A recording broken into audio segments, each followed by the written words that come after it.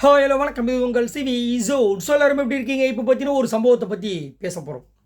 அதாவது, உனக்கு வந்தால் தக்காளி சட்னி, எனக்கு வந்தால் மட்டும்தான் ரத்தம் அப்படின்ற மாதிரி ஒரு சில பேர் வந்துட்டு இந்த பிக் பாஸ் வீட்டுக்குள்ளே வந்துட்டு நிறைய விஷயங்களை பண்ணுறாங்க. அதை நம்ம பார்க்குறோம், கண்கூட பார்க்குறோம். அப்போ வந்து நம்மளுக்கு ஏன் இப்படி ஆயிட்டாங்க? நம்ம நல்லா தானே நினச்சிட்டு இருந்தோம், இவங்க நல்லா வருவாங்கன்னு நினச்சிட்டு இருந்தோமே, ஏன் இப்படி ஆயிட்டாங்க அப்படின்னு நம்ம ஏமாந்தது. பார்த்தீங்கன்னா விஜய் விஷாலை பற்றி இப்படி தான் நினச்சேன், ஏமாந்தேன். தர்ஷிகாவை ரொம்ப நம்பினேன், ஏமாந்தேன். இப்போ மஞ்சரியை நம்பி ஏமாந்துட்டோம். ஏன்னா மஞ்சரி பார்த்தீங்கன்னா இதே வாரத்தில் வந்துட்டு ராணா வந்துட்டு ரூல்ஸ் அப்படி அப்படி மாறிட்டார். அந்த செவரு தாண்டினார் சொன்னதுக்கு அவர் தாண்டினாரோ இல்லையோ இவங்க தாண்டவ ஆட்டம் ஆடினாங்க. அட்டா அது எப்படி? நான் கேப்டனாக இருக்கும்போது இந்த மாதிரி ஃபன்னாலாம் ரூல் பிரேக்லாம் பண்ணக்கூடாது. என்ன நினச்சிட்டு இருக்கீங்க? நான் தான் இருக்கிறதுலே மாஸ் கேப்டனு. முத்துக்குமாரன் ஆல்ரெடி வந்துட்டு வாங்கிட்டான் பிக் பாஸ் கிட்டேருந்து. தூற்றுவார் தூற்றட்டும், போட்டுருவார் போட்டுட்டும்னு. நீங்கள் என்னை யார் திட்டினாலும் சரி, நான் வாங்க வேண்டாம் அந்த மாதிரி நல்ல பேர் அப்படின்னு சொல்லிட்டு சூப்பராக பண்ணாங்க. எனக்கு ரொம்ப பிடிச்சிருந்தது. கரெக்டு தானே, நீங்கள் ஃபன்னாக வந்து ரூல் பிரேக் பண்ணுவீங்க, கேப்டனாக இருக்கவங்க பார்த்து சும்மா இருப்பாங்களா உங்களுக்கு அப்படின்னு. ஆனால் அதுக்கப்புறம் கொஞ்சம் டென்ஷன் ஆகிட்டு பர்சனலாக எடுத்துகிட்டு போய் ஆருண் கூட சண்டை அப்படி இப்படி போச்சு. ஆனால் அவங்க கேட்ட விஷயங்கள் கரெக்டு. ஒரு கேப்டனாக இருக்கும்போது அப்படி தானே, இங்கே இருக்கவங்க அந்த பக்கம் வரக்கூடாது, அந்த பக்கம் இருக்கவங்க இங்கே வரக்கூடாது. ரைட், சூப்பர் சூப்பர், வேறு லெவல் வேறு லெவல். என்னங்க நீங்கள் மஞ்சரியை பாராட்டுங்க, அதிசயமாக இருக்குது அப்படின்னு நினச்சிங்கன்னா, இங்கே தான் நம்மளுக்கே அவங்க ட்விஸ்ட்டு கொடுக்குறாங்க. நேற்று நைட்டு ஒரு பயங்கரமான சம்பவம் நடக்குது. இங்கே தான் நீங்கள் உன்னிப்பாக கவனிக்கணும். இன்னொன்னா, டாஸ்க் நடக்கும்போது என்ன விஷயங்கள் வேணால், இந்த செங்கோலை வந்துட்டு பாய்ஸ் டீம் வந்து திருடினாங்க. ஓகே, அது ஏன் திருடினாங்க? அதாவது ஒரு நாட்டுக்கு முக்கியமானது வந்துட்டு பார்த்திங்கன்னா அந்த பொருளாதாரத்தை பாதுகாக்கணும். அந்த கைவினை பொருட்களை கோட்டை விட்டாங்க. எல்லாம் சண்டைனவுடனே ஏய் சண்டையா வாகையா இப்போ சண்டையை பார்க்கலாம், நல்லா இருக்கியா சண்டை அப்படின்னு சொல்லிட்டு போய் ஆள் பார்த்துருந்தாங்க. இந்த பக்கம் கைவினை பொருட்களை களவாண்டு போயிட்டாங்க நம்ம பாய்ஸ் டீம். முத்துக்குமரனும் நம்ம ஒற்றன் இல்லை, அவனை தலையில் கொட்டுறன் அவர் சூக்கமாக தூக்கின்னு போயிட்டார். அங்கே வந்துட்டு ஒரு விஷயத்தை பண்ணாங்க எங்கள் டேடி. அங்கே ஒரு சம்பவம் போச்சு. அதுக்கப்புறம் பார்த்தீங்கன்னா இந்த செங்கோலை வந்துட்டு பாதுகாக்க வேண்டியது பாதுகாக்கலை. இதெல்லாம் வந்துட்டு ஒரு பேசிக்கு. அரச கையில் இருக்கிற செங்கோலை வந்துட்டு அவனை தூக்க முடியுமா, கிட்ட நெருங்க முடியுமா அப்படின்ற மாதிரி அரசிக்கிட்ட இருந்துச்ச வந்தது விட்டுட்டு இவங்க போய் சோறு சாப்பிட போயிட்டாங்க பொழுது. அந்த நேரம் பார்த்து நம்ம ஆளுங்க நைஸாக தூக்கி ரெஸ்ட் ரூமில் வச்சிட்டாங்க. அதை பாதுகாக்க தெரில. வந்ததுக்கப்புறமா தேடுறாங்க. ஆமாம், நம்ம கையில் ஒன்று இருந்துச்சு, குச்சி இல்லைங்க. அப்புறம் செங்கோல், அச்சோ செங்கோலை காணுமா அப்படின்னு. யோ என்னையா விளாடுங்கன்ற மாதிரி இருந்துச்சு அந்த கேர்ள்ஸ் டீம் பார்த்து. ஒரு செங்கோலை உங்களால் பாதுகாக்க முடியலையா, அப்புறம் நீங்கள் எப்படி அங்கே இருக்கிற மக்களை பாதுகாப்பீங்க? கான்செப்டை உள்வாங்கி யாருமே பண்ணவே இல்லை, யாருமே இன்ட்ரெஸ்டாகவே பண்ணல. சமகாண்டா சேனல் நல்ல பாடம் கற்றுக் கொடுக்கணும் அவங்களுக்கு, இந்த மாதிரி இருந்துச்சு. இப்போ இவங்க என்ன பண்ணுறாங்க, அதை மீட்டெடுக்கிறதுக்காக வந்து மஞ்சரி என்ன பண்ணுறாங்க, பார்டரை தாண்டுறது தப்பு.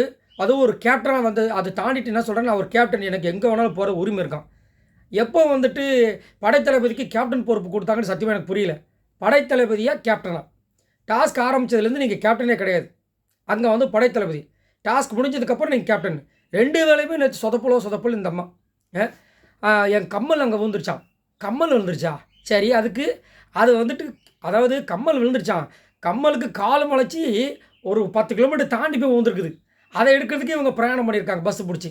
அந்த நாட்டுக்கு போய் அங்கே எங்கேருந்து பார்த்துட்டாரு ராஜா. பார்த்தோன்னே இவங்க சிரிச்சுட்டு வந்துட்டாங்க.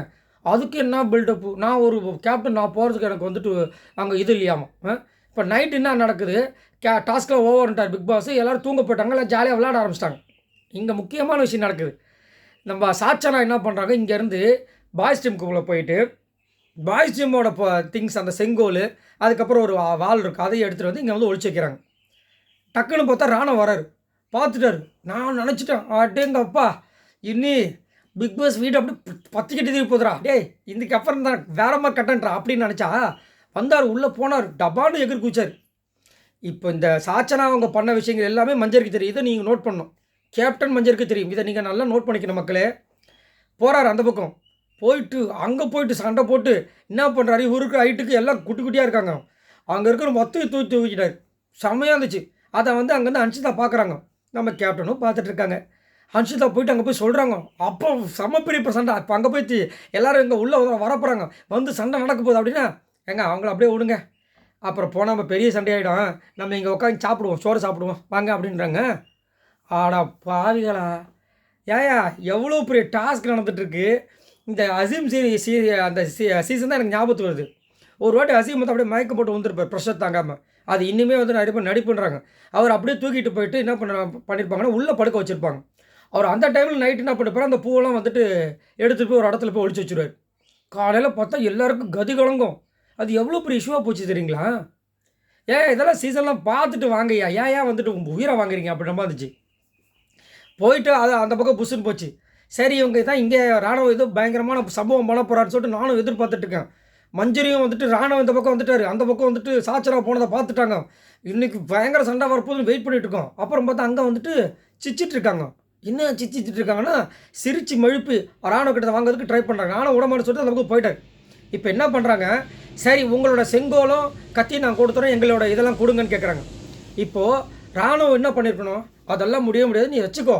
நீ பண்ணது ரூல்ஸ் பிரேக்கு, நான் பண்ணது ரூல்ஸ் பிரேக் கிடையாது. ஏன்னா நான் நாடு, இந்த நாட்டிலேருந்து அந்த நாட்டுக்கு வந்தேன், எடுத்துகிட்டு போனேன், அந்த மாதிரி பண்ணியிருக்கோம். அதுவும் இதை வந்து நான் டக்குன்னு நான் கொடுக்க முடியாது. ஏன்னா இது வந்து எங்களோட நாட்டோட மக்கள்லாம் சேர்ந்து, எங்கள் ராஜா, நான் ராஜா அவர் தான், எங்கள் மந்திரி, எங்களுடைய ஒற்றர்கள், எங்களுடைய பிரஜைகள் எல்லாருமே சேர்ந்து பண்ண விஷயங்கள், எங்கள் படைத்தளபதியில் சேர்ந்து பண்ண விஷயங்கள், அவங்கள நான் கேட்காம பண்ண முடியாது. அதனால் வெயிட் பண்ணு, நீ வந்து பண்ணது தப்பு, ரூல்ஸ் பிரேக் பண்ணியிருக்க. கேப்டன் நீங்கள் தானே இருந்தீங்க, உங்கள் முன்னாடி அவங்க ரூல்ஸ் பிரேக் பண்ணுறாங்க, என்னை நீங்கள் என்ன பண்ணீங்க, வச்சு கிழிச்சிங்களே, நான் எவ்வளோ பெரிய சண்டையாச்சு. இப்போ நீங்கள் உங்கள் முன்னாடி தானே சாச்சரா போடாங்க, நீங்களும் வந்து இது பண்ணீங்களா, இப்போ எப்படி நீங்கள் இதை அலோவ் பண்ணுறீங்க, எனக்கும் தண்டனை கொடுங்க, அவங்களும் தண்டனை கொடுங்க, அதை எப்படி வந்து எங்கள் ரூம்லேருந்து அவங்க எடுக்கலாம், தப்பு இல்லையா, வாங்கி கொடுங்க அப்படின்னு சொல்லியிருக்கணும். அதை விட்டுட்டு சிரிக்கிறாரு. ஏன்னா பக்கத்தில் பவித்ரா இருக்குது, இந்த பவித்ரா எப்படி இம்ப்ரெஸ் பண்ணலான்னு பார்த்துட்டு இருக்காரு.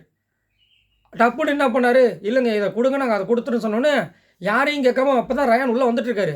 டப்புன்னு எல்லாத்தையும் கொடுத்துட்டாரு. அவங்க இருக்கிற அந்த 2 கத்தியை கொடுத்துட்டு எல்லாத்தையும் வாங்கிட்டாங்க. இப்போ காலையிலேருந்து நடந்த சண்டைகள்லாம் புஷ்ஷுன்னு போச்சு. ஏயா என்னையா பண்ணி வச்சிருக்க அப்படின்னா, எப்படி அப்படின்றாரு. எப்படியா பண்ணது ஒரு கேவலமான டுபாக்கூர்த்தனம், இது பண்ணிட்டு வேறு எப்படியா உங்களால் வந்து இந்த கேமை சுவாரஸ்யம் தான் பண்ண முடியல.